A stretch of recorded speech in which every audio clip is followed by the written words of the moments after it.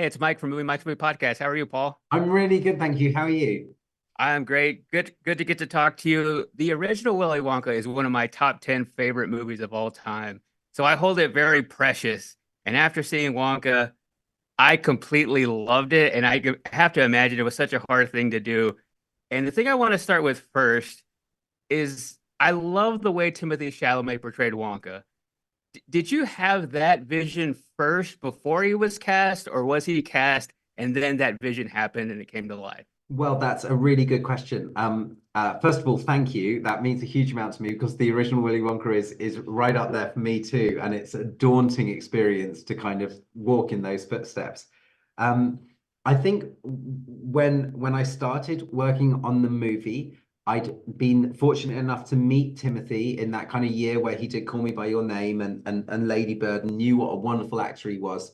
And I really wanted to write something for him. And so pretty much from the second David Hayman suggested a young Willy Wonka film to me, I was like, well, that could be Timothée Chalamet. So there's obviously never a guarantee that you're going to get the actor that you want. But in my head, I sort of went, well, him or someone like him, I don't know who there is like him, would be absolutely wonderful in this world because he feels so sort of mercurial, but he's also emotionally grounded and slightly unknowable, and he has that whole sort of range. And I felt that he could feel like a younger Willy Wonka, or Gene Wilder 20 years before the events of that movie. Like it felt like there's a sort of kinship there somehow, but without doing an impression. And once we'd written the script and sort of sent it to him, it's a nerve-wracking moment because you sort of go, if it's not you, I really don't know who it could have been. And I thank my lucky stars he said yes. You mentioned Gene Wilder there, and I gotta imagine when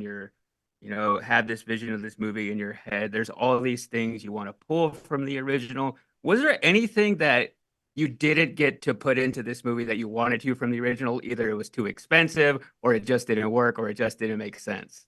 It's there was one bit we tried to do the forward roll and the pop-up thing, and it just felt a little shoehorned into the moment. It was felt like a kind of an Easter egg for the sake of an Easter egg, and we didn't do it in the end because it felt like it was there for fans rather than because it didn't serve the story. So I think, but what was so funny was how much kind of went in, and some of it where it went in and I'd kind of forgotten where it had come from. But obviously I sort of imbibed the original so much that it was sort of like would come out and you sort of go, just little bits of choreography and little gestures. And we always kind of were aware of it on set where you go, oh, you could do the cane thing and you could do the step thing, and this is the coin and the storm drain. And I think some of the kind of building blocks, it was kind of really looking at that movie and the original book and go, here's the kind of, this is like the playground you're in. Now go play with the toys. I think my favorite shot out of the entire movie, like I'm just a stickler for cinematography, and when I see a great shot, I just make a note of it.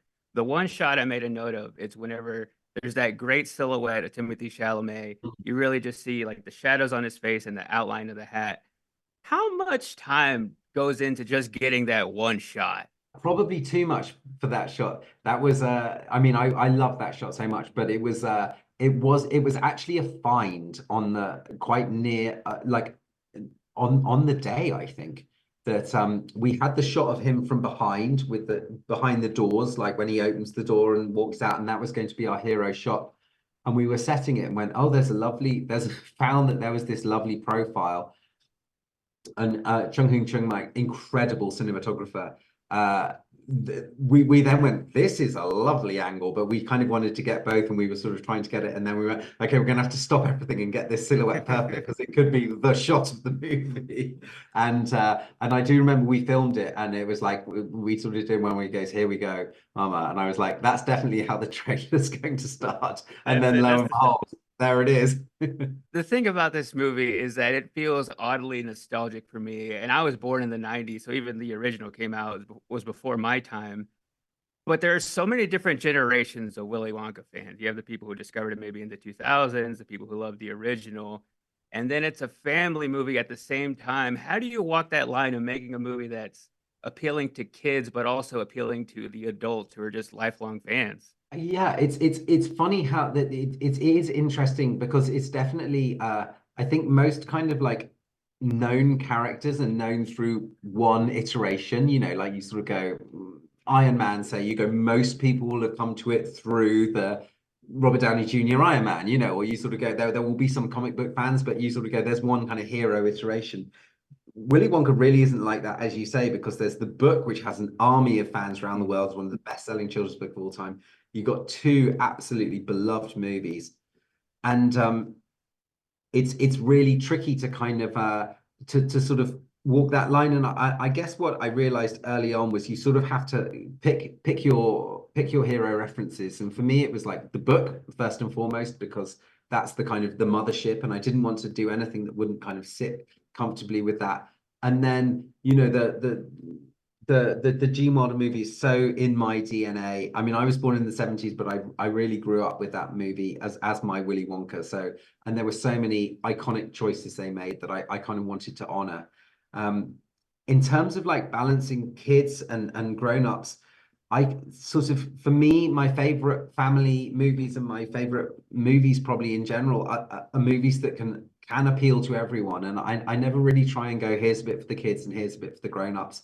Just try and make something that's as exciting and fun for everyone. You know, it's kind of I think my co-writers Simon and I, we try to make each other laugh and find things that we find emotional or funny or silly or eccentric or, you know, touching, and if it works, pray that there are enough people out there with our sense of humor and sentiment. Well, I think it did such a great job at appealing to everybody. The thing I was surprised about is a lot of people somehow didn't realize they were going into a musical. When it's such a big a part of the first one, it's such a big a part of the second one. The music is like the foundation of the movie. Like it's a musical.